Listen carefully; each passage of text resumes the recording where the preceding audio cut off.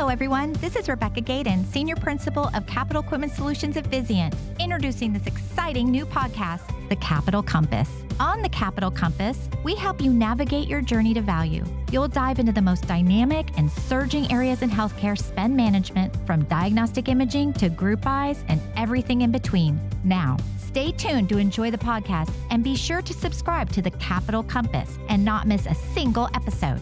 Welcome to The Capital Compass, the podcast to help navigate your journey to value. I'm your host, Andrew Rebhan, Senior Consulting Director for Sg2 Intelligence at Vizient. And today, we're diving into one of the most dynamic and rapidly evolving areas of healthcare, diagnostic imaging. From AI-powered workflows to sustainability goals, from Alzheimer's therapy to mobile MRI units in rural towns, imaging is no longer just a hospital department. It's a strategic growth engine.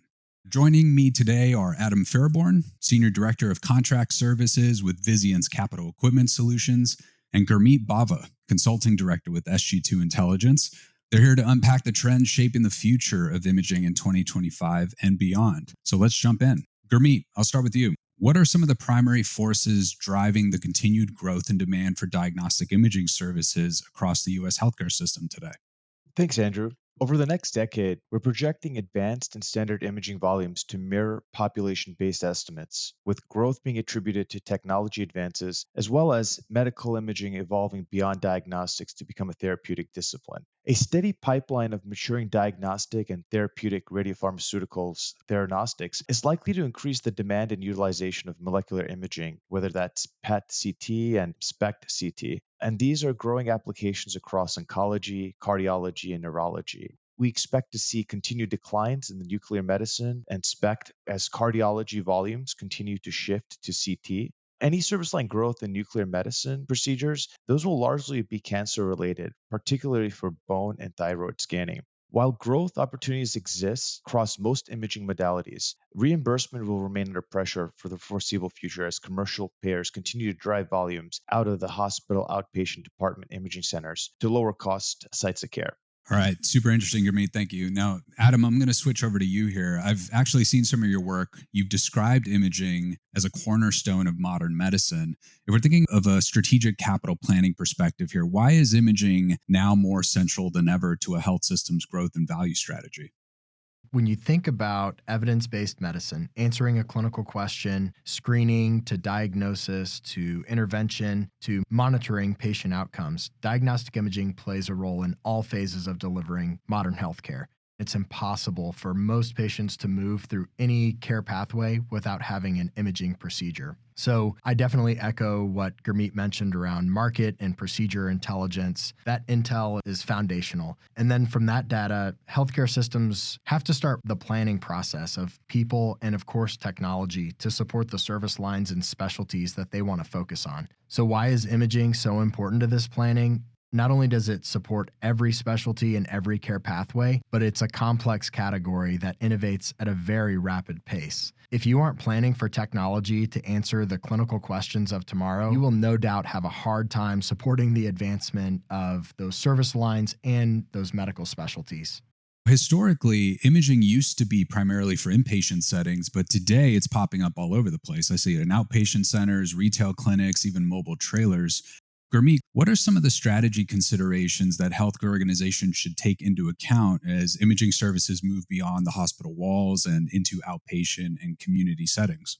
Yeah, Andrew, this is something that we're definitely seeing among our members. We found that in many markets, government and commercial payers, they're seeking to shift imaging services out of the hospital and into lower cost settings to decrease overall costs. This shift is accompanied by the rise of out-of-pocket cost and price transparency rules, which has really prompted consumers to shop for lower cost imaging services and convenience. As a result of payer pressures, consumer preferences, and a shift to site-neutral payments, we're seeing that freestanding imaging centers are poised to grow as a preferred site of care.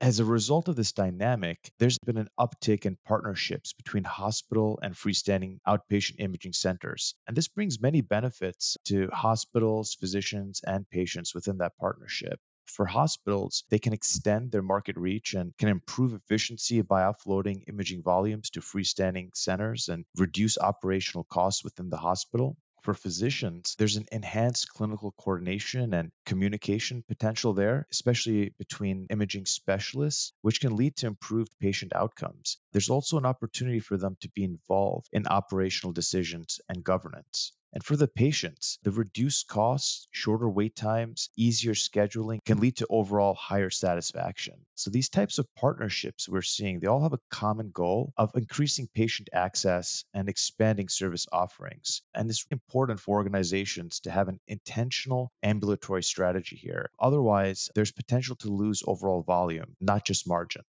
Adam, building off of what Gurmeet just said, what are some of the infrastructure and equipment trends that are enabling some of this decentralization of imaging services?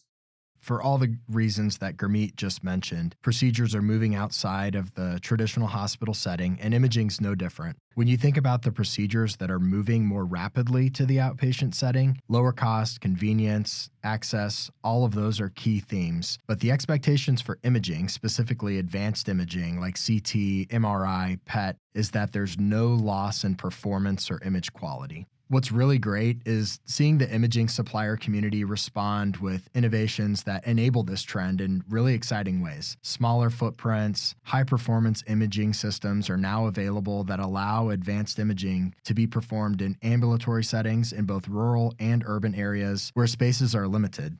An underlying technology that's enabling advanced equipment with smaller footprints might even be more amazing. A revolution in the digital detector technology and advanced imaging reconstruction algorithms are really what's driving this trend forward. Not only are these innovations supporting the shift to outpatient settings, but they're advancing diagnostic imaging capabilities across the board.